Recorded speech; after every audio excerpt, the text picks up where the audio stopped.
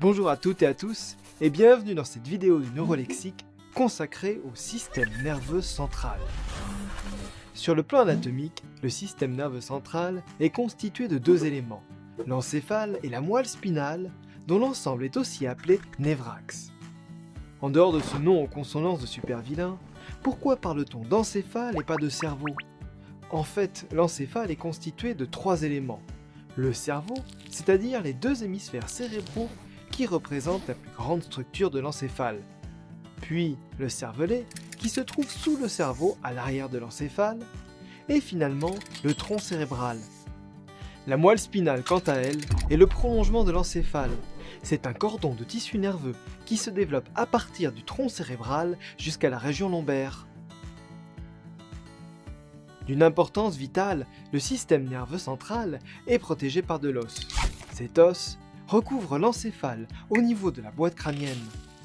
La moelle spinale est protégée quant à elle par la colonne vertébrale dans ce que l'on appelle le canal rachidien. L'os n'est cependant pas la seule protection du système nerveux central. Le névrax est également enveloppé par des membranes isolantes que l'on appelle les méninges. Les méninges sont en fait un ensemble de trois enveloppes.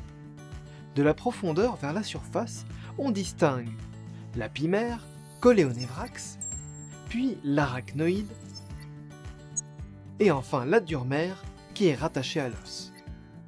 À l'intérieur des méninges se trouve également un liquide transparent dans lequel baigne le système nerveux central, le liquide cérébrospinal.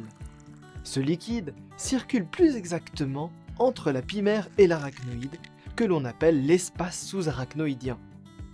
Le liquide cérébrospinal joue un rôle essentiel d'airbag lors de violentes secousses en amortissant les chocs que subit l'encéphale. Lorsque l'on observe une coupe de névrax, nous pouvons distinguer deux coloris qui correspondent à deux types de tissus nerveux, la substance grise et la substance blanche. La substance grise comprend principalement les corps cellulaires des neurones, ainsi que leurs dendrites. La substance blanche, quant à elle, contient surtout les axones, donc les fibres nerveuses. Bon, finalement, à quoi sert le névrax? Alors non, le névrax ne vous donnera pas de super pouvoir. Mais il vous servira à contrôler votre corps.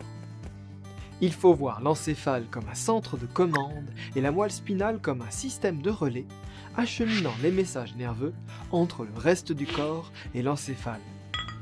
La moelle spinale transmet les informations tant sensorielles que motrices.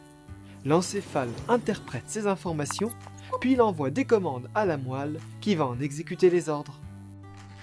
C'est ainsi que se termine ce neurolexique sur le système nerveux central. Merci d'avoir suivi cette vidéo et à bientôt pour un prochain épisode du neurolexique.